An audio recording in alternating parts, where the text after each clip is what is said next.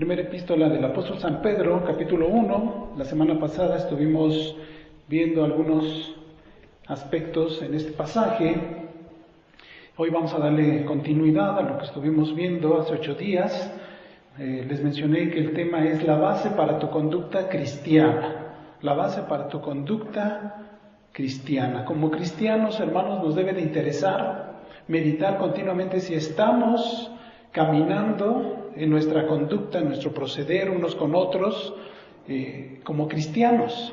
Y la única fuente para saber eso, pues es la palabra de Dios. Dios se interesa de una manera muy especial en conducirnos, en dejarnos por escrito, nos dejó en su revelación cómo es que Él espera que tú y yo, como cristianos, como creyentes, como discípulos, como sus hijos, demos testimonio de su obra en esta tierra, dentro de la iglesia y fuera de la iglesia, entre nuestros hermanos y también quienes no son nuestros hermanos, como dar testimonio al mundo. Recordemos, hermanos, que el Señor Jesucristo dijo claramente cuando oró al Padre antes de ser ofrecido en la cruz.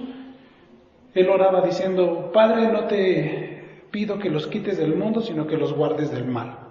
Y el Señor Jesucristo nos enseñó que aunque estamos en el mundo, no somos de este mundo, somos otra creación, somos una nueva creación. De tal manera, hermanos, que ese es el desafío que tenemos delante de nosotros, no permitir que el mundo ejerza su influencia de maldad, de perversidad, de pecado en nuestras conciencias, en nuestros corazones, sino venir a la palabra, venir a la presencia de Dios, purificar nuestras almas, purificar nuestro espíritu, para que en todo seamos semejantes al Hijo de Dios, a Jesucristo. Ese es el propósito de Dios, es la meta a la cual el Señor nos quiere llevar. Entonces, hermanos, estábamos viendo en esta primera carta del apóstol Pedro, a partir del versículo 13, ahí en su Biblia debe de llevar también un subtítulo que dice: llamamiento a una vida santa. Y bueno, ya mencionamos que la base para la conducta del cristiano pues es la santificación. Y en esta obra de santificación tanto actúa el Señor, Él ha provisto los medios para nuestra santificación, como también Él espera que nosotros participemos en este proceso. La santificación es un proceso, hermanos, que va a durar toda la vida. Es lo que la Biblia llama la perfección. Vamos hacia la perfección. En esta vida nunca vamos a ser perfectos. Somos perfectibles por la obra de Dios en nosotros. Pero la perfección la vamos a encontrar, va a ser completa cuando estemos ya en la presencia del Señor. Y no, hermanos, porque no seamos perfectos, no quiere decir que tampoco vamos a aspirar a eso. Es lo que debemos aspirar cada día, es lo que debemos aspirar cada semana, cada mañana. Reflexionar en nuestra vida cristiana y pensar: bueno, ¿cuánto tiempo tengo de cristiano? ¿Llevo 1 año? ¿Llevo 2? ¿Llevo 3? ¿Llevo 10? ¿Llevo los que sean? Y debemos meditar, bueno, de cuando creí, de cuando vine a Cristo a la fecha, ¿cuánto ha cambiado mi vida? Desgraciadamente hay hermanos que pasa el tiempo y en vez de avanzar a la madurez cristiana parece que dan reversazos, ¿no? Y bueno, ahí habrá que meditar si verdaderamente hemos creído, si verdaderamente hemos puesto nuestra fe en el Señor, si es que en realidad amamos a Dios, amamos a la iglesia, amamos su palabra, si en verdad hemos nacido de nuevo. Esa es la clave. Porque quien ha nacido de nuevo, hermanos, su aspiración es buscar de Dios. Y en la medida que buscamos de Dios, crecemos.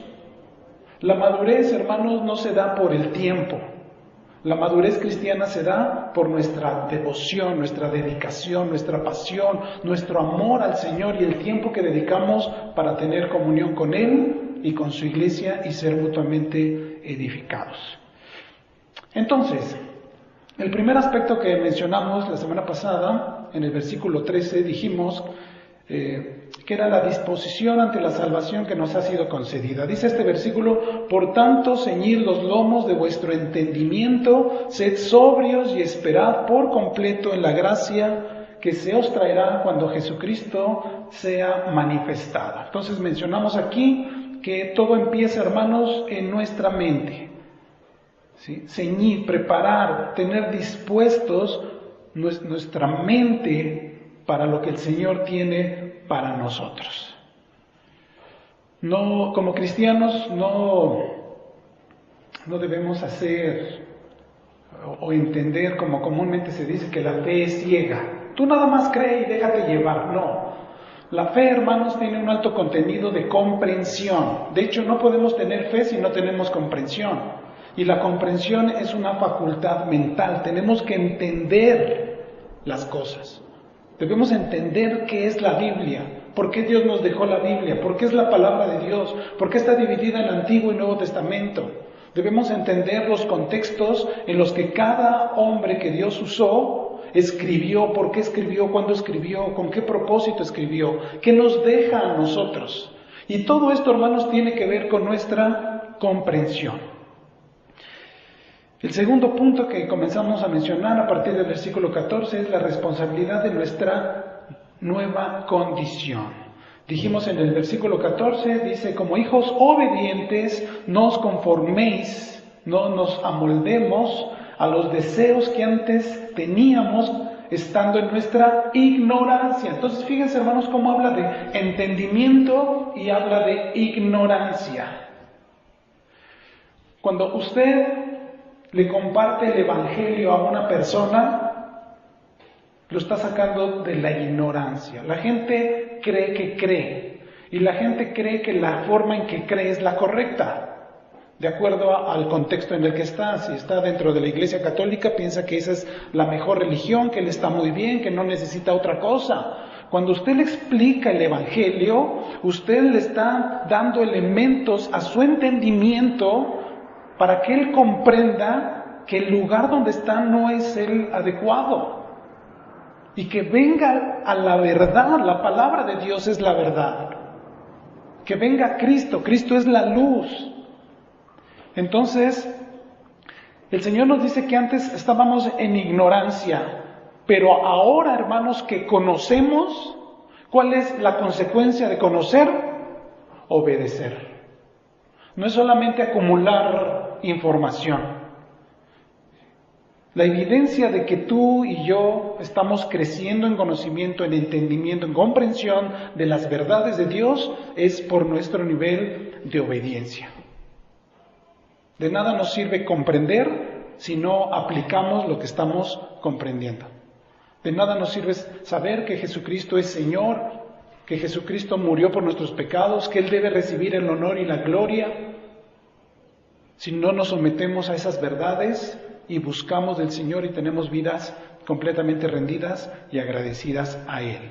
Y decíamos, hermanos, que la obediencia pues es también un factor, una evidencia de la santificación. En la medida en que tú estás siendo obediente es la medida en que tú estás viviendo en ese proceso de santificación. El versículo 15 dice: sino como aquel que os llamó es santo, sed también vosotros santos en toda vuestra manera de vivir. Más adelante vamos a ver algunos ejemplos que la Biblia nos da en cuanto a esta frase, en toda. ¿Qué áreas le interesan a Dios? Él quiere ser Señor, o mejor dicho, Él es el Señor de toda nuestra vida. Por años yo escuché, quizá ustedes también han escuchado, que se ha dicho: no, entrégale al Señor esta área de tu vida. Es que todavía Cristo no es Señor de esta o esta área. Necesitas entregar estas áreas al Señor. Miren, cuando venimos a Cristo y lo reconocemos como Salvador, automáticamente Él viene a ser nuestro Salvador, pero también nuestro Señor. Y Señor es el amo supremo. Nosotros somos los doulos, los siervos, los esclavos de Cristo. Y un esclavo, hermanos, no tiene derechos. Un esclavo no le dice al amo, ¿verdad? El amo le dice, hazme de comer. No, esa área todavía no te la entrego, amo. No, el esclavo es esclavo y se somete a lo que su amo le ordena y le manda en todo. Tú no puedes llamar a Jesús Señor si no estás plenamente consciente que Él es el Señor tuyo de todo cuanto tú eres. No puedes tú decir, Señor, o a Cristo, Señor, del 50% de mi vida, del 50% de mis finanzas, del 50% de mi matrimonio, del 80% de mi negocio. No, Él es el Señor al 100% de tu vida. Y eso es algo que nos debe quedar perfectamente claro. Pero más adelante vamos a ver algunos ejemplos de esto. ¿Qué implica que se nos manda a ser santos? Dice, en toda vuestra manera de vivir. Ahora, acabo de mencionarles algo muy importante. Es un mandamiento, hermanos. No es una opción, no dice el versículo. No dice, sino como aquel que os llamó es santo, procuren, ¿verdad? Aspiren ustedes también a ser santos. Procuren, intenten, no. Dice, sean, ya. ¿Sí? No es una opción, es un mandato. Nos manda que estemos conscientes de esto. Versículo 16 dice, porque escrito está, sed santos, manda el Señor. Dice, porque yo soy santo. Y qué bueno que lo diga así. No dice el versículo, sed santos como yo soy santo. Es imposible. Es imposible que nosotros llegásemos a ser en el mismo nivel de santidad que Dios igual. Es imposible. Sino que Dios dice, sean santos, sed santos. ¿Por qué? Es la razón. ¿Por qué? Yo soy santo. Entonces requerimos ser santos para estar al nivel de comunicación y relación con Dios. A causa del pecado, el hombre estaba destituido de la gloria de Dios. Pero para que ahora tengamos comunión con Dios, requerimos ser santos. Pero no somos santos por nosotros mismos, somos santos por la obra gloriosa de nuestro Señor Jesucristo. En cuanto a esto, quiero leerles algo que saqué de un diccionario bíblico. Dice, el carácter ético de la santidad de Dios trae como consecuencia que nadie que tenga imperfecciones o pecados puede relacionarse con Él. Es imposible. Es necesario que antes sea santificado. Dice Levítico 11:44, y seréis santos porque yo soy santo. Es de donde Pedro toma también esta frase en su carta. Dice, esa es precisamente la obra que hace el Señor Jesús, muriendo en la cruz como un sacrificio por la culpa de los seres humanos y por la contaminación del cosmos. O sea, entró el pecado, afectó a los seres humanos y se propagó a toda la creación. Dice Hebreos 10:10, somos santificados mediante, ¿verdad? Por medio de la ofrenda del cuerpo de Jesucristo, hecha una vez y para siempre. El sacrificio de Cristo, hermano, nos santifica, porque Jesucristo derrama su sangre y nos lava con su sangre, para presentarnos santos y sin mancha delante de Dios. Y de esa manera, como dice Hebreos 4:16, que podemos acercarnos confiadamente ante el trono de la gracia y hallar gracia y oportuno socorro. Solo mediante el sacrificio de Cristo entramos a la presencia de Dios, ¿sí? Y Él nos reconoce ahora como hijos. Es el sacrificio de Cristo el que nos reconcilia, porque estábamos antes bajo ira, bajo conflicto con Dios, apartados de la verdad y destinados a la perdición eterna. Pero por el sacrificio de Cristo y por medio de la fe, ahora somos reconciliados, regenerados, somos adoptados, ahora tenemos una nueva relación con Dios por medio del sacrificio de Cristo. ¿Le da gloria a Dios por eso, hermano? Entonces, dice, Pablo escribe a los Corintios, En 1 Corintios 6:11 dice, ya habéis sido santificados. Ya habéis sido santificados, ya habéis sido justificados. 1 Corintios 6:11. No dice, y seréis santificados, y seréis justificados. No, dice, ya habéis sido. Es un hecho ya concreto, es un hecho consumado en nuestras vidas. Por el sacrificio de Cristo, hermanos, somos presentados delante de Dios ya santos y sin culpa. Y este versículo es muy interesante, hermanos, porque tenemos también que entender la distinción entre santificación y justificación, y muchas veces se confunde. La justificación es una declaración judicial que hace Dios del culpable. Antes todos éramos culpables delante de Dios, éramos reos de muerte a causa del pecado y estábamos destinados a la condenación. El decreto sobre nuestra vida eres culpable y estás condenado y mereces la muerte. Ese era el decreto que pesaba sobre nosotros. Pero en Cristo Jesús, por medio de la fe, al creer en Jesús, ahora somos justificados. Dice Romanos 5:1, justificados pues por la fe, ¿qué sucede? Tenemos paz para con Dios, por medio de nuestro Señor Jesucristo. Somos reconciliados y ahora tenemos una relación de paz con Dios. Entonces, ahora el decreto de Dios por medio de Cristo es que Dios nos declara justos. La cuenta que nosotros debíamos cayó sobre el justo Jesucristo. Y Él pagó por nuestros pecados. El justo por los injustos. Y ahora Dios nos declara justos de la misma manera que su Hijo es justo. Entonces, posicionalmente, hermanos, por medio de la fe, somos justificados, somos salvos.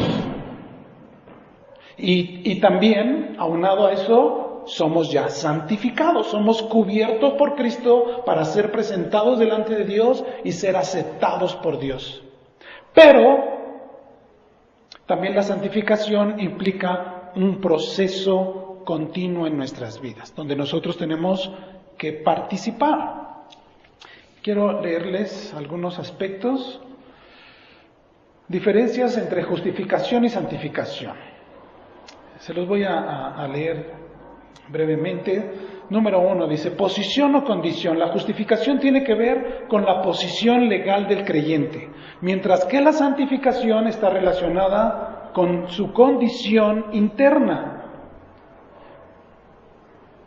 Entonces, la justificación habla de una posición legal delante de Dios, pero la santificación tiene que ver con algo que se va dando en nuestras vidas, que es lo que llamamos nosotros la madurez cristiana. Cómo somos moldeados, cómo somos transformados por la obra del Espíritu Santo, por medio de las Escrituras, por la comunión con el Padre, con la comunión con el Hijo y por medio también de nuestra comunión mutua como creyentes en la iglesia. El punto número 2 dice, completo o en proceso. La justificación es una obra completada y perfecta que sucede una vez por todas. Pero la santificación nunca está completa en esta vida. Los cristianos no serán enteramente santificados hasta la venida del Señor Jesús. Dice Filipenses 1:6 que aquel que comenzó la buena obra en nosotros, ¿qué va a hacer? La perfeccionará. ¿Hasta cuándo? Hasta la venida de nuestro Señor Jesucristo. Número 3 dice, obra de Dios, del creyente o de ambos. La justificación es 100% la obra de Dios el Padre a través del sacrificio de su Hijo Jesucristo. No obstante, en el caso de la santificación, tanto Dios como el creyente cooperan. Somos llamados a una transformación de mente. Ver a Dios de una manera diferente, ver el sacrificio de una manera diferente, ver mi vida de una manera diferente a la luz de las Escrituras, ver el mundo de una manera diferente a la luz de las Escrituras, ver lo que el mundo ofrece a través de la lente de las Escrituras. Y entonces eso, hermanos, me hace radicalmente diferente. Y tengo el último punto, dice, ¿la misma medida o no? Dice, en cuarto lugar, todos los cristianos están justificados en la misma medida. ¿Sí? La justificación no es más o menos para unos u otros, para hombres que mujeres, para niños que ancianos, no. Todo el que cree en el Señor por medio de la fe, ya lo dijimos en Romanos 5:1, todos somos justificados. Sin embargo, en cuanto a la santificación, es muy probable que un discípulo sea más santificado que otro. Ahí sí podemos encontrar diferencias porque ya lo mencioné, tiene que ver esto con la madurez. ¿Cómo está nuestro nivel de obediencia, de gratitud, de rendición al Señor cada día? Entonces, ahí sí podemos encontrar un poco de diferencia.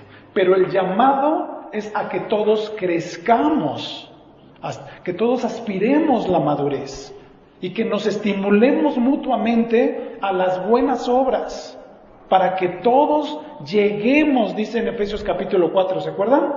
¿Sí? Para que todos lleguemos a la estatura del varón perfecto. ¿Para qué instituyó el Señor profetas, apóstoles, evangelistas, pastores y maestros? Dice, a fin de perfeccionar a los santos, hasta que todos lleguemos. Ese es el propósito de Dios. Y ese es el propósito que como iglesia tenemos. Todos debemos animarnos y estimularnos para crecer juntos. Si tú ves que un hermano se está rezagando, ¿qué tienes que hacer? Pues búscalo, anímalo, llámalo, atráelo. Si ves que un hermano algunas cosas de la Escritura aún no las ha comprendido, pues entonces tú comparte con él. Esa es, hermanos, también la función que tenemos los esposos con las esposas. Dice la Escritura que si la esposa o una mujer tiene alguna pregunta, que en la congregación, ¿qué dice que tiene que hacer? Dice, calle en la iglesia. Y si tiene alguna duda, ¿a quién le tiene que preguntar? ¿Al pastor? ¿A quién le tiene que preguntar? ¿Quién se debe de encargar de enseñar a esa mujer? Su marido. Y eso lleva la responsabilidad del marido ¿de qué? Pues de informarse, de estudiar, de prepararse para instruir a su mujer y para que juntos instruyan también a sus hijos. Eso es parte también, hermanos, de nuestra santificación. Una santificación en el hogar, en nuestro matrimonio.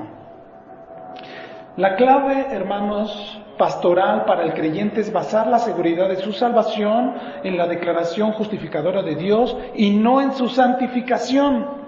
Si uno fundamenta la seguridad de su salvación en la santificación, muchas veces caerá en la desesperación cuando cae en pecado. Pero si el siervo del Señor fundamenta su confianza en el decreto legal de Dios, puede gozarse sabiendo que su eterna salvación depende de la palabra omnipotente del Altísimo. Esto quiere decir, hermanos, que nuestra salvación está segura y debemos estar confiados en cuanto a la justificación, que es por medio de la fe. Hay corrientes cristianas que fundamentan la salvación no en la justificación, sino en la santificación. Y entonces, ¿qué sucede? Se vuelve una competencia, ¿no? A ver quién es el más santo. Y entonces los más santos son los que dan evidencia de vivir una vida más santificada, son los que pueden predicar, o los que pueden cantar, o los que pueden orar, ¿no? Y los demás son como cristianos de segunda categoría. No, hermanos, así no es. El cristiano que por la gracia de Dios está creciendo en santificación se va a interesar por sus hermanos. Los va a amar con mayor entrega, con mayor pasión, y va a buscar que ellos también puedan crecer en la gracia del Señor. Eso lo dice este pasaje que estamos analizando más adelante, ahorita lo vamos a ver. Bien. Bueno, entonces, hermanos, por la obra de Cristo es por lo que los creyentes son llamados santos. El apóstol Pablo, tanto en su carta a los Efesios, en Filipenses y en Colosenses, si ustedes leen el primer versículo, Pablo se dirige a los creyentes diciéndoles santos, santos y amados en el Señor. Porque ya por el sacrificio de Cristo somos santos. Dice, esa obra de Cristo debe corresponder el trabajo de los creyentes, que han de santificarse a sí mismos, esto es, dedicarse, apartarse ellos para Dios. La Biblia enseña las dos cosas. Por un lado, los creyentes son santos y por el otro deben santificarse ellos. Pablo exhortaba a Timoteo a evitar muchas cosas por su santificación. En 2 Timoteo 2:21 dice, así que si alguno se limpia de estas cosas, será instrumento para honra, santificado, útil al Señor. Si tú, hermano, estás batallando con algo pecaminoso en tu vida, es bueno que le pidas a Dios ayuda. ¿Sí? Es bueno porque obviamente necesitas la asistencia de Dios, una asistencia sobrenatural. Pero por otro lado, si tú estás consciente que estás recayendo continuamente en las mismas cosas, hermanos, haz lo que tengas que hacer por dejar eso, por salir de ahí. Haz lo que tengas que hacer. Eso implica tomar las medidas que sean necesarias, incluso hasta medidas extremas. Si es necesario que tengas que renunciar a tu trabajo, si hay algo ahí que te está atrayendo pecaminosamente, renuncia a tu trabajo. Hasta el punto, hermanos, de que si es necesario mudarte de casa, múdate. O sea, haz lo que tengas que hacer con tal de alejarte lo más posible de aquello que te está atrayendo hacia el pecado. A los Corintios escribió el apóstol Pablo, limpiémonos de toda contaminación de carne y de espíritu, perfeccionando la santidad en el temor de Dios, según a los Corintios 7:1. ¿Sí? Y todo empieza por eso. Cuando habla la Biblia del temor de Dios, habla de la conciencia que tú y yo debemos tener de Dios sobre nosotros. Sabemos que Dios es omnipresente, omnisciente, omnipotente. Dios todo lo puede, todo lo sabe. ¿Sí? Dios está en todo lugar. Eso debería ser suficiente razón para que en nuestra vida cotidiana andemos con temor y expresemos un verdadero carácter cristiano. Se dice que el carácter, en este caso el carácter cristiano, es lo que realmente eres cuando estás solo. Porque cuando estamos con los demás, pues a veces nos mimetizamos, ¿no? Nos hacemos cristianos camaleones, ¿no? Nos portamos como se portan los demás. Aquí cuando estamos en la iglesia, pues nos abrazamos y sonreímos, ¿verdad? Y, hermano, Dios te bendiga. Pero cuando andamos allá, cuando andas tú solo, con gente que no sabe que eres cristiano, ¿cómo te comportas? ¿Cómo hablas? ¿Qué dices? Ahí es donde se revela verdaderamente tu carácter. Que las Escrituras, que el Espíritu Santo, que tu comunión, tu relación con Dios, el temor de Dios domine tu vida de tal manera que sujetes cualquier apetito pecaminoso que hubiera en ti. La santidad es algo que se busca y se sigue. Dice Hebreos 12:14, seguid la paz con todos y la santidad, sin la cual nadie verá al Señor. Entonces, hermanos, esos son aspectos fundamentales de nuestro crecimiento como cristianos. Regresando al versículo 16 del capítulo 1 de la primera carta de Pedro, dice, Dios demanda santidad porque es la base de la comunión. Él nos la proveyó por el sacrificio de su Hijo. Entramos a su presencia con sangre ajena. Hebreos 10:14 dice, porque con una sola ofrenda hizo perfectos para siempre a los santificados.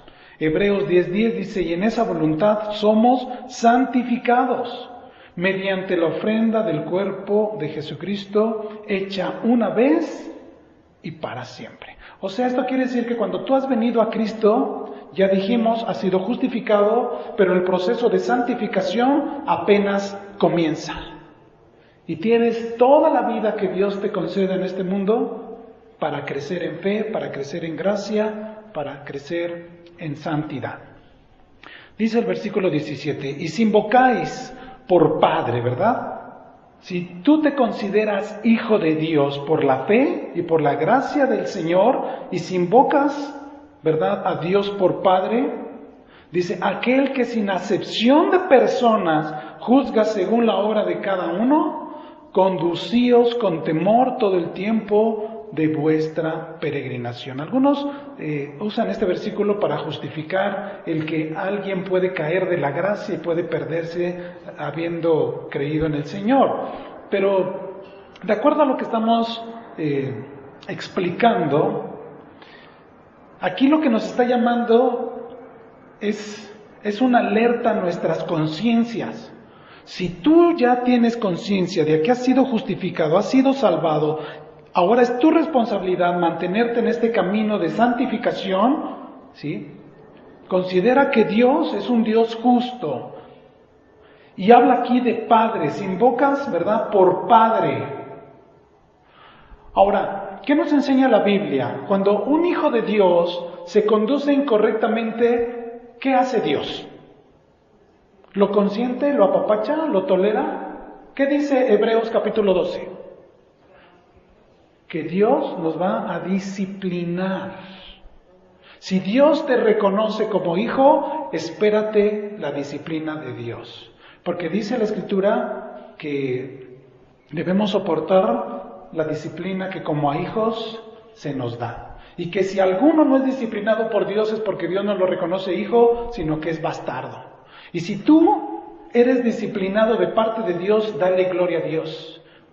Porque el hecho de que Dios te discipline, automáticamente Dios, por medio de la disciplina, ¿qué te está diciendo? Que Él te reconoce como hijo. Qué bueno, ¿no? Entonces, esa es la conciencia que debemos tener. Por eso dice, debemos conducirnos en temor reverente delante de Dios, haciendo siempre lo que a Él le agrada. Dice, todo el tiempo de vuestra peregrinación, porque Pedro entiende, hermanos, que nuestro tránsito en este mundo es una peregrinación. Estamos de paso nada más. Yo no sé si a ustedes les ha tocado, bueno, no sé su vida antes de venir a los pies de Cristo, a lo mejor ustedes participaron de alguna peregrinación. O han visto, ¿no?, cuando se hacen las peregrinaciones. Ahora que hemos vivido ahí en Mesa, ahí sobre la avenida Zaragoza, viene toda la gente de Oaxaca, de Puebla, de Tlaxcala. ¿Sí? Un tiempo que estuve trabajando en una veterinaria allá en Tepozotlán, llegaba toda la gente del norte, de allá de Querétaro, las peregrinaciones a Tepozotlán, y me acuerdo mucho que llegaba muchísima gente pidiendo, ¿verdad?, agua, que los dejaran pasar al baño, pero un mar de gente, ¿no? Y pues la gente les ayudaba, les daba. Es muy común que pongan estaciones donde les dan tortas, refrescos, tamales, agua, jugo, ¿no? Pero ¿lo hacen siempre, hermanos?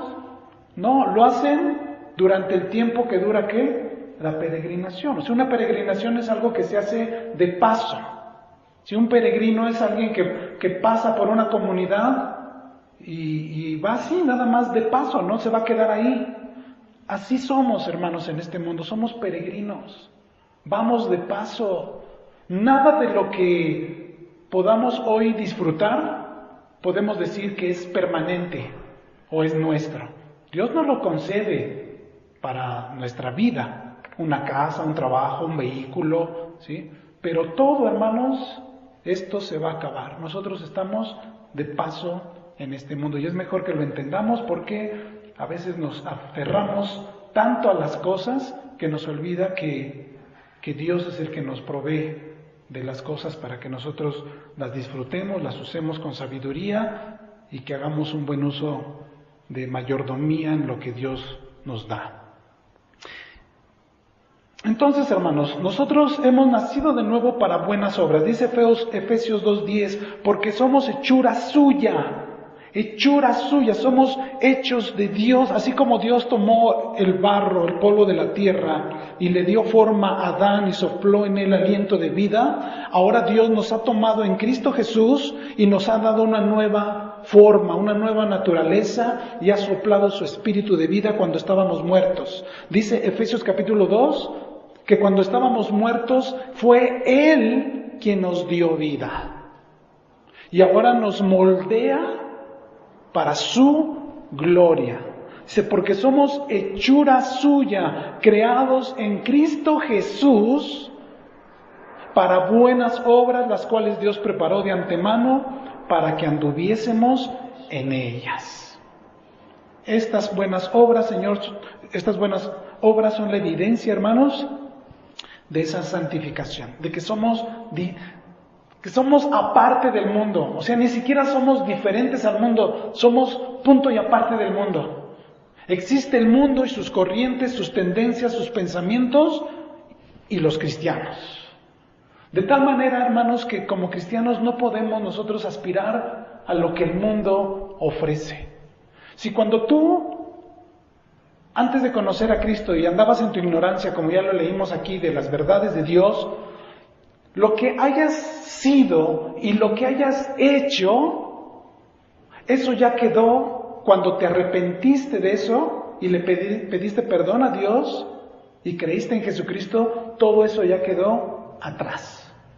Pudiste ser aficionado o dominado por el alcohol, o aficionado a ciertas conductas, ciertas tendencias, ¿no? Estabas muy atado quizá a ciertas conductas, a comprar ropa de cierta marca, no sé. Pero cuando ya vienes a Cristo, hermanos, ya eres una nueva creación. Todo dice, que es 2 Corintios 5:17, ¿no? Que de modo que si alguno está en Cristo, ¿qué pasa? Nueva criatura es. Las cosas viejas pasaron, y aquí todas son hechas nuevas. De manera, hermanos, que ahora como cristianos no podemos aspirar a lo que el mundo ofrece. No podemos aspirar a eso. No podemos abusar de nuestra libertad cristiana, ¿no? A lo mejor yo, por ejemplo, nunca, por la gracia de Dios, nunca fui preso del alcoholismo, por ejemplo, ¿no? Y ahora que vengo a Cristo y digo, bueno, tengo libertad, me puedo echar una cervecita, tengo libertad en Cristo. Si no siendo cristiano nunca lo hice, ¿por qué ahora siendo cristiano voy a caer en eso? Menos, hermanos, menos. ¿Sí? No podemos abusar de nuestra libertad, ¿sí? y tender comportamientos y conductas y tendencias igual que el mundo. Tenemos que ser totalmente diferentes al mundo. Jesucristo, hermanos, cuando estuvo en el mundo, ¿qué pasó con él? Lo criticaban porque decían que comía y que bebía, ¿no?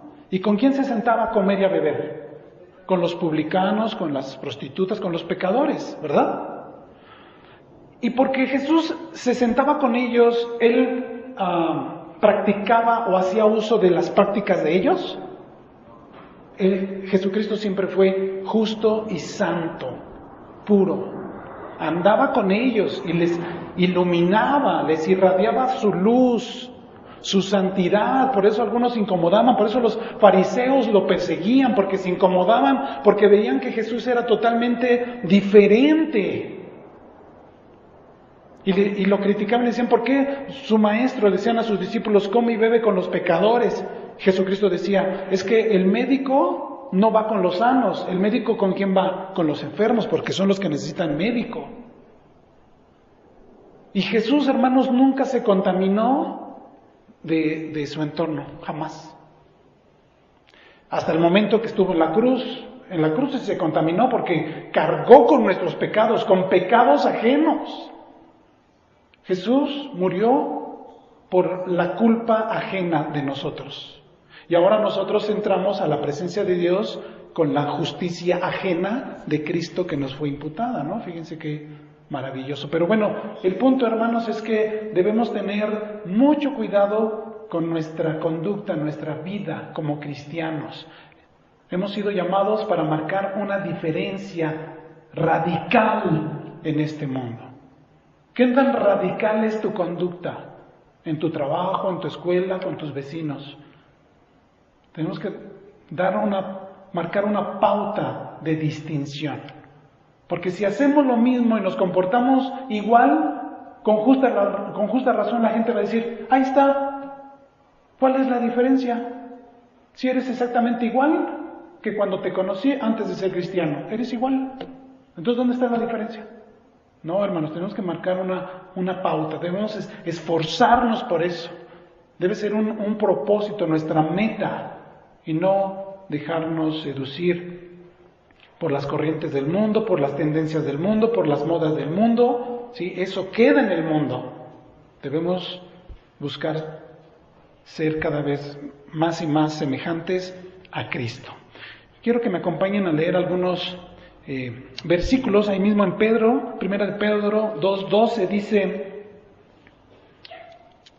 dice manteniendo, ¿verdad? Conservando continuamente vuestra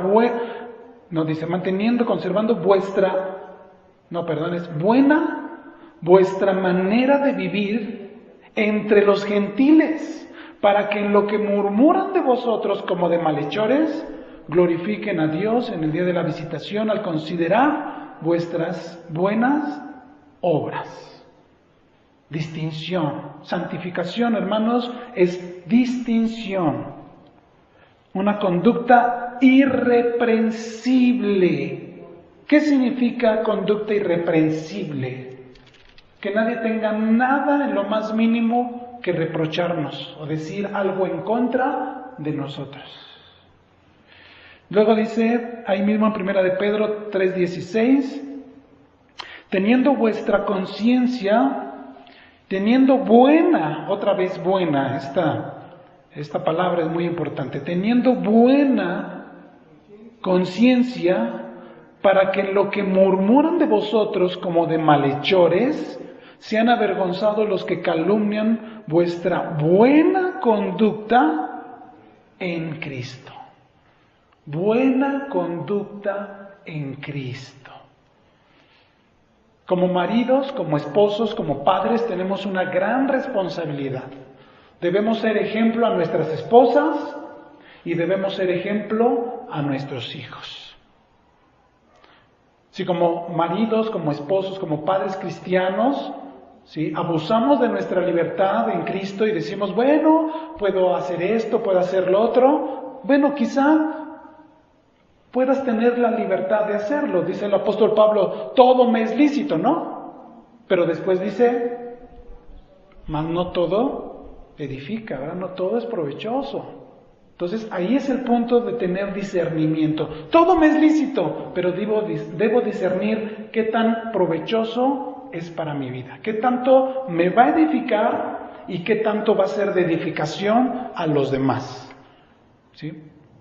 Sabemos que hay cosas que en sí mismas no son malas.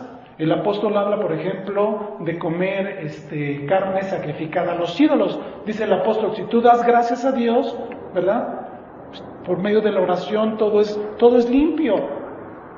Pero si llega alguien, ¿verdad?, que te ve comer carne sacrificada a los ídolos y él que es débil en la fe se ofende, dice, no lo hagas. No por ti, tú puedes tener la libertad de hacerlo, sino para no ofender a tu hermano. O sea, debemos pensar primero en la edificación del otro. Yo puedo tener libertad en mi casa de quizá tomarme una copita de vino. ¿Sí? Y estoy hablando de una copita de vino, no estoy diciendo ponerme hasta atrás, no. ¿Sí? Puedo comerme un pescadito con una copita de vino. Puedo tener la libertad de hacerlo. Quizá lo haga, ¿no? Pero eso va a edificar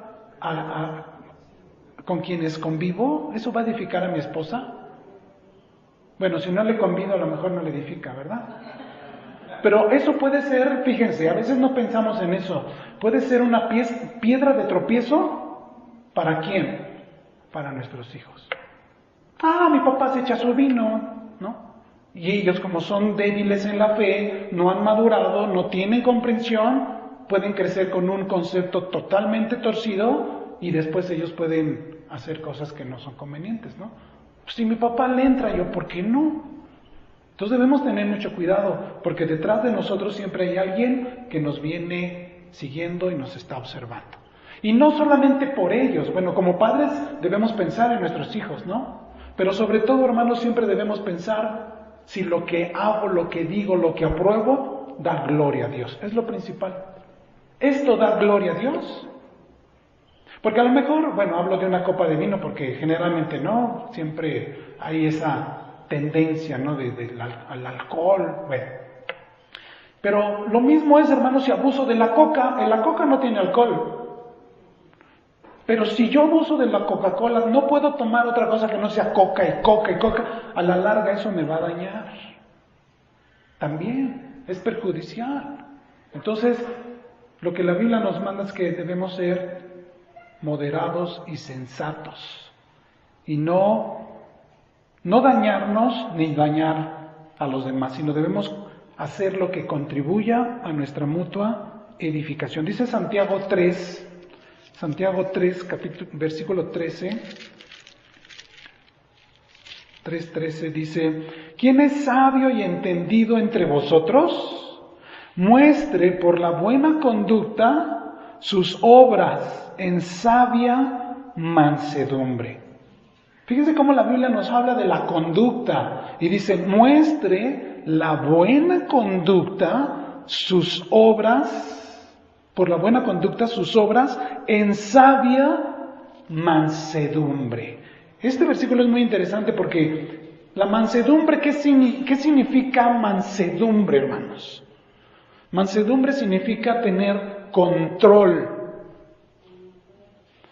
Miren, ustedes han visto, por ejemplo, caballos de esos grandotes bonitos, pura sangre, ¿no? Hay unos caballos tremendos, grandísimos, fuertes, ¿no? Se ven sus masas musculares, son una pieza de musculatura, de brío, ¿no? De fortaleza.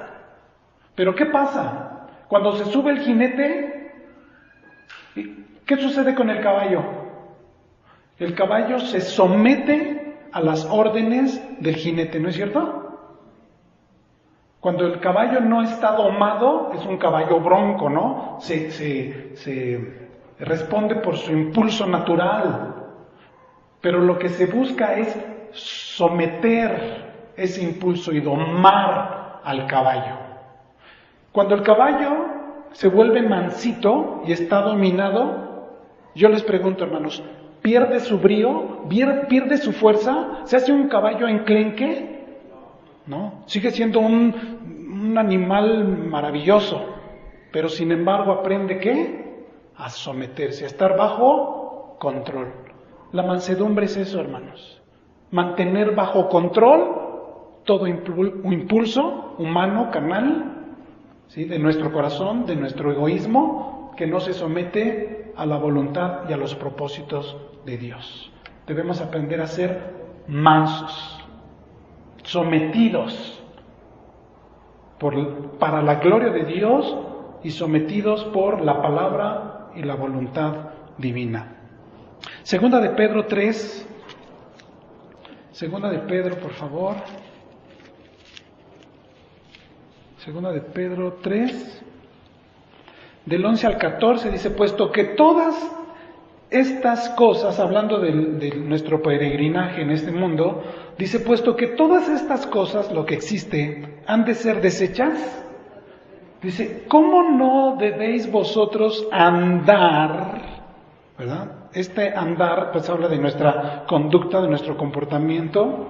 Dice: ¿cómo no debéis vosotros andar en santa y piadosa manera de vivir? Eso es a lo que estamos llegando, hermanos. Debemos tener una vida piadosa. ¿Qué es una vida piadosa? Una vida piadosa es una vida dominada por la voluntad y el propósito de Dios. Una vida piadosa es aquella que busca en todo momento darle la gloria a Dios. Eso es una vida piadosa, vivir la piedad. Eso es. Dice: ¿cómo no debéis vosotros andar en santa y piadosa manera de vivir, esperando y apresurándoos para la venida del día de Dios, el cual obviamente nadie sabe cuándo vendrá el Señor? Dice: en el cual los cielos encendiéndose serán deshechos, y los elementos siendo quemados se fundirán. Así que tu pantalla de plasma que tanto amas, hermano, ¿qué va a pasar? Se fundirá. Tu carro, tus zapatos, ¿verdad? Italianos, todo se fundirá, todo. Dice el 13: pero nosotros los creyentes, los cristianos, los discípulos, los hijos de Dios, pero nosotros esperamos, según sus promesas, ¿qué?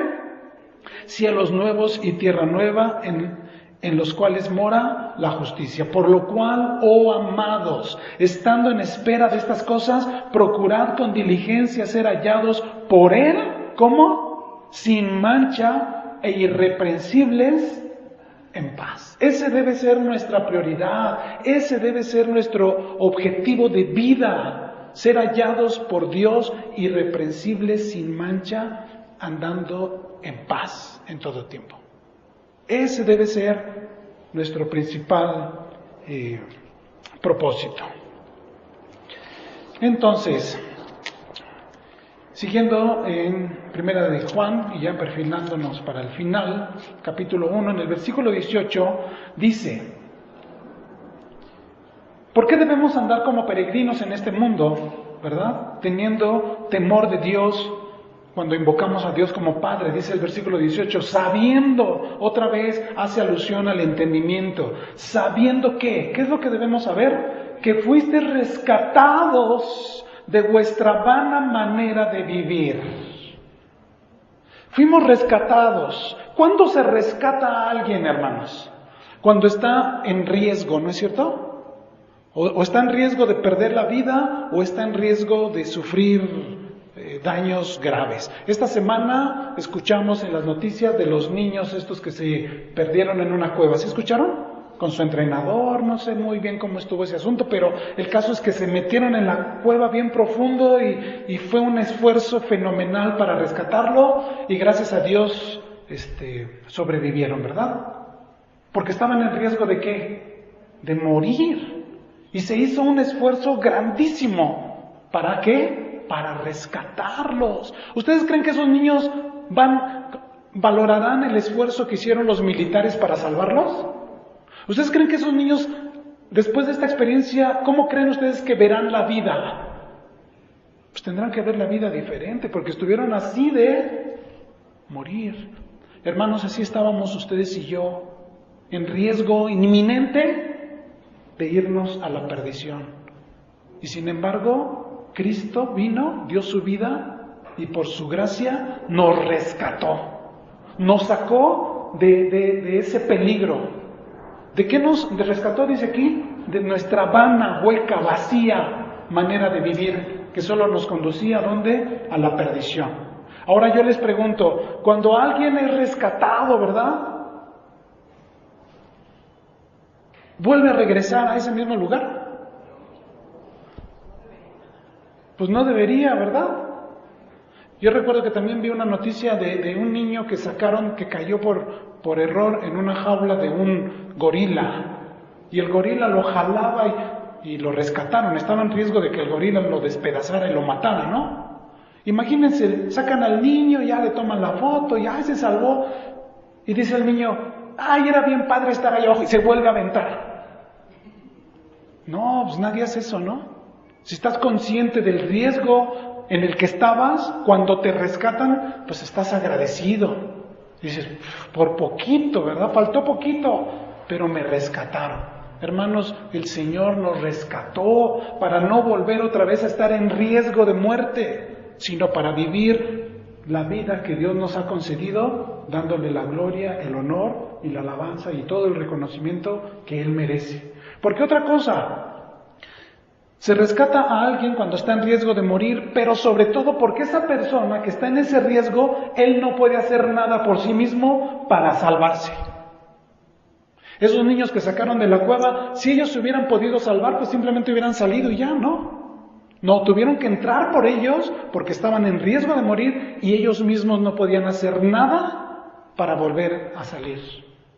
Tuvo que armarse toda una estrategia de parte de otra gente para ir a su rescate.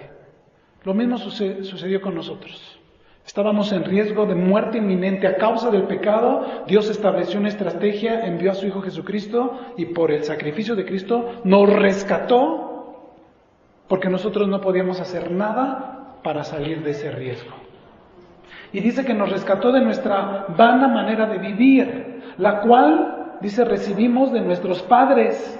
y nos rescató, se pagó un rescate, ¿verdad?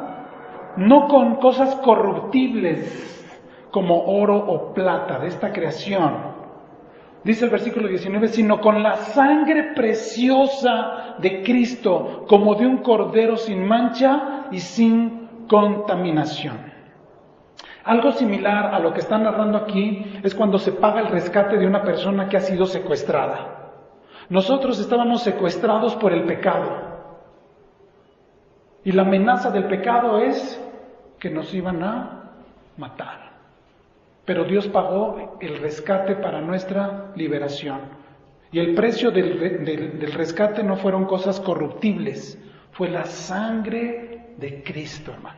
Eso es lo que debemos entender. Fui salvo por la sangre de Cristo. Fui salvo por sangre ajena. No fue mi sangre. Yo debería haber estado en esa cruz ahí colgado. Yo debía haber sido martirizado. Mi espalda era la que debían haber rasgado. Mis manos, mis pies, mi costado era el que debían haber atravesado. Yo debía haber muerto. Pero sin embargo, Cristo tomó mi lugar y derramó su sangre para perdonar mi pecado. Esa es la razón más poderosa, hermanos, para apartarnos del mal y mantener una conducta buena y agradable delante de Dios y delante de los hombres. Porque fui rescatado a precio de sangre. Dice Hebreos 9:14, cuánto más la sangre de Cristo, el cual mediante el Espíritu Eterno se ofreció a sí mismo sin mancha a Dios, limpiará vuestras conciencias de obras muertas para que sirváis al Dios vivo. Hebreos 10:29 dice, ¿cuánto mayor castigo pensáis que merecerá el que pisoteare al Hijo de Dios y tuviere por inmunda la sangre del pacto en la cual fue santificado e hiciere afrenta al Espíritu de gracia? ¿Sí? Aquellos que rechazan el sacrificio de Cristo, aquellos que están en riesgo inminente de morir a causa del pecado, y se les presenta el único medio de salvación. Solo por la fe en Cristo Jesús y su sacrificio y por la sangre que derramó por ti, puedes ser salvo. Y la persona simplemente se queda viendo y dice, otro día, luego, mira, está interesante lo que me estás diciendo, pero después, quiero vivir la vida. Es que soy joven y si me meto a la religión siento que me va a limitar. Quiero disfrutar la vida, ¿no? Y no entiende la gente en el riesgo en la cual está. Me acuerdo mucho, cuando leí estos versículos, inevitablemente me acordaba de las escenas finales de la película del Titanic, ¿no? Yo creo que todos cuando hemos visto esa película, todos terminamos temblando, imaginándonos que estamos ahí en el agua a no sé cuántos grados, ¿no? Y nos desesperamos y decimos, ¿cómo no les ayudan? ¿Por qué no los sacan del agua? Se están congelando, van a morir, ¿no?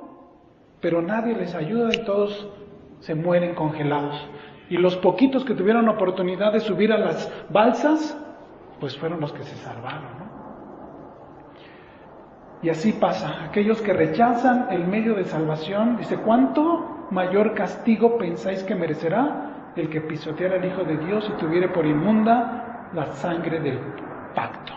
Y dice el versículo 20, ya destinado Jesucristo desde antes de la fundación del mundo, pero manifestado en los postreros tiempos por amor de vosotros. O sea que esto no fue un plan B, no fue algo que Dios inventó de último momento. Esto ya estaba planeado desde antes de la fundación del mundo, que Jesucristo muriera para ser autor de eterna salvación de quienes creyéramos en Él. Versículo 21 dice, mediante el cual creéis en Dios, quien le resucitó de los muertos y le ha dado gloria para que vuestra fe y esperanza sean en Dios. Ahora, ¿qué sucede cuando tenemos esta conciencia del sacrificio, del costo de nuestro rescate, de nuestra salvación? ¿Qué debe operar en nosotros? Bueno, ya leímos de nuestra buena conducta, pero termina el apóstol Pedro con estos 4 últimos versículos. Dice 22, habiendo purificado vuestras almas por la obediencia a la verdad. ¿Cuál es la verdad? Dijo Jesucristo, Padre, santifícalos en la verdad, tu palabra es la verdad. ¿Qué debemos obedecer? La palabra de Dios. Dice, por la obediencia a la verdad, mediante el Espíritu, que es quien opera nuestra santificación, dice, para el amor fraternal no fingido, amaos unos a otros entrañablemente de corazón puro. Esta es la primera evidencia, hermanos. Dice el apóstol Juan, ¿cómo puedes tú decir que amas a Dios cuando no amas a tu hermano? Dice, ama a tu hermano para que se haga evidente que verdaderamente amas a Dios. Entonces, hermanos, el principal desafío, el primer desafío que tenemos, donde se evidencia el proceso de nuestra santificación, es cómo estamos amándonos unos a otros como cuerpo, como pueblo de Dios. Nos amamos entrañablemente, dice, con amor fraternal, dice, no fingido, no de dientes para afuera, sino realmente. ¿Hasta dónde somos capaces de llegar por amor a mi hermano?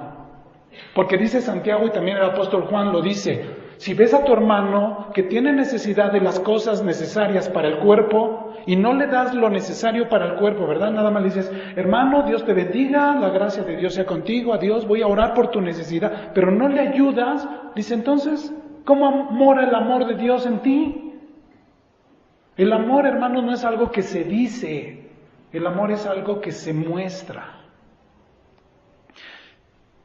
Dice el 23, siendo renacidos, ahí está la clave, porque hemos renacido en Cristo Jesús, no de simiente corruptible, sino de incorruptible. En la carta a los Gálatas el apóstol Pablo nos dice, ¿quién es la simiente? ¿Quién es la simiente, hermanos? Cristo. ¿De quién hemos nacido ahora? De la simiente que Dios prometió allá a Adán y Eva en Génesis 3:15, de la simiente que había de venir. Esa simiente, dice el apóstol Pablo, dice, no dice simientes, sino habla de una sola simiente, y esa simiente es Cristo. Y nosotros hemos nacido en Él, no de simiente corruptible, sino incorruptible, por la palabra de Dios que vive y permanece para siempre. Porque toda carne es como hierba, y toda la gloria del hombre como flor de la hierba. La hierba se seca y la flor se cae, mas la palabra del Señor permanece para siempre. Y esta es la palabra que por el Evangelio os ha sido anunciada. Esto, hermanos, confirma lo que ya les había yo mencionado. Dependemos de la palabra para nuestra vida espiritual. Yo no sé si ahorita al explicarles esto, hermanos, algunos de ustedes haya pensado, hermano, pero eso que usted dice, yo lo sé, siempre nos lo han dicho, pero es muy difícil. Para mí ha sido muy difícil vivir la vida cristiana. Para mí ha sido realmente difícil. Bueno, la respuesta es, ¿qué tanto de la palabra tienes en tu corazón? ¿Cuánto de la palabra mora en ti? ¿Qué tanto de la palabra te estás alimentando cada día? Hermanos, si tan solo entendiéramos como creyentes, como cristianos, como hijos de Dios, que la palabra de Dios, Dios no nos la dio como un ejemplar bonito para ponerlo en nuestro librero, no nos la dio, ¿verdad?, para hacer presunción de que tenemos la última Biblia de estudio, ¿verdad?, de editorial fulana de tal. La palabra de Dios es nuestro sustento, nuestro alimento, dependemos de ella, hermanos. La necesitamos como necesitamos el aire, como necesitamos el alimento físico, necesitamos para nuestra vida espiritual alimentarnos continuamente de la palabra de Dios. Mientras no lleguemos a ese nivel, nuestra vida cristiana claudicará. Estaremos desnutridos espiritualmente. Necesitamos continuamente la palabra, porque es la palabra la que nos limpia. Dice Efesios 5:26, hablando de la obra de Cristo en relación a la iglesia, dice, para santificarla, habiéndola purificado en el lavamiento del agua por la palabra. Santiago 1:18 dice, Él de su voluntad nos hizo renacer, nos hizo nacer por la palabra de verdad, para que seamos primicias de sus criaturas. Juan 17:17 dice, santifícalos en tu verdad, tu palabra es verdad. Como tú me enviaste al mundo, así yo los he enviado al mundo, y por ellos yo me santifico a mí mismo, para que también ellos sean santificados en la verdad. Entonces, La base de nuestra conducta cristiana, hermanos, es la santificación. Y la santificación, y para la santificación, la base es vivir, permanecer, ser sustentados, depender continuamente de la palabra de Dios. Damos gloria a Dios, hermanos. Les voy a pedir que estemos en pie, vamos a orar, vamos a agradecer al Señor por esta palabra. Y voy a pedirles que hagamos algo un poquito diferente, no sé qué tan diferente o común sea para ustedes, pero les voy a pedir que hagamos esto en esta tarde, que me regalen 3 minutitos para hacer esta oración. Y lo que les voy a pedir es lo siguiente, que salgamos aquí al pasillo, aquí hay buen espacio aquí en medio, y vamos a hacer un círculo, vamos a tomarnos de las manos, ¿les parece bien? Y vamos a orar juntos, y vamos a dar gracias a Dios por esta palabra, y vamos a orar unos por otros. Les voy a pedir que oren por su hermano que tienen a su derecha, por su hermano que tienen a su izquierda, pidiéndole al Señor que obre en cada uno de nosotros, que seamos perfeccionados, que crezcamos a la madurez, que nadie se quede rezagado, sino que realmente vivamos a plenitud el Evangelio de la gracia de nuestro Señor Jesucristo. Bendito Dios y Padre nuestro, así como estamos reunidos en esta tarde, queremos levantar nuestra voz. Aquí está cada uno de tus hijos, de tus siervos, Señor, reconociendo, Padre, que muchas veces hemos intentado por nuestros propios medios moldear nuestra conducta. Hemos luchado, Señor, por actitudes, por hábitos, con pecados recurrentes en nuestras vidas, con pecados de nuestros ojos, con pecados de nuestros oídos, de nuestras palabras, con pecados que albergamos en nuestro corazón, Señor, con intenciones ocultas que solo tú conoces. Y en este momento queremos pedirte que nos perdones. Y que, Señor, a través de la palabra que hemos escuchado, queremos pedirte que podamos continuar en este proceso de santificación, de perfeccionamiento, para que en todo seamos semejantes a tu Hijo Jesucristo. Te doy gracias, Señor, por esta comunidad de fe que se congrega en este lugar, esta congregación de siervo fiel, por cada uno de mis hermanos que le integran, por los que están presentes, por los que están ausentes, por los hermanos que están también con los niños, con los adolescentes, con los jóvenes, impartiéndoles también clase en esta tarde. Señor, por todos y cada uno yo quiero pedirte que tú sigas obrando en sus vidas, en sus conciencias, en sus corazones, para que crezcamos, Señor, en el temor a tu nombre. Que nuestras conciencias sean limpiadas, purificadas, Señor, que sepamos que estamos en este mundo para marcar una diferencia, para tener una conducta radical que confronte al mundo y sus deseos y sus placeres. Señor, que nos alimentemos continuamente de tu palabra, danos hambre de tu palabra, que no podamos estar tranquilos, Señor, al llegar la noche sabiendo que no hemos sido tu palabra para alimentarnos de ella. La necesitamos porque es el medio que tu Espíritu Santo usa para perfeccionarnos. Te pido por cada uno de mis hermanos que estamos aquí reunidos, Señor, y que estamos tomándonos de las manos simbólicamente, Señor, representando la unidad que como cuerpo de Cristo debe prevalecer entre nosotros, Señor, para que nos amemos con un amor real, con un amor no fingido, un amor que venga, Señor, de nuestra experiencia individual, de comunión contigo y que se exprese, Señor, en comunidad. Que se exprese, Señor, con cada uno. Que se exprese, Señor, para que crezcamos juntos en la fe y en tu gracia. Te lo pedimos, Señor. Síguenos conduciendo en tu verdad, santificando en tu verdad. Tu palabra es la única fuente de verdad. Te lo pedimos en el santo y precioso nombre, que es sobre todo nombre, en el nombre de nuestro Señor y Salvador Jesucristo. Amén.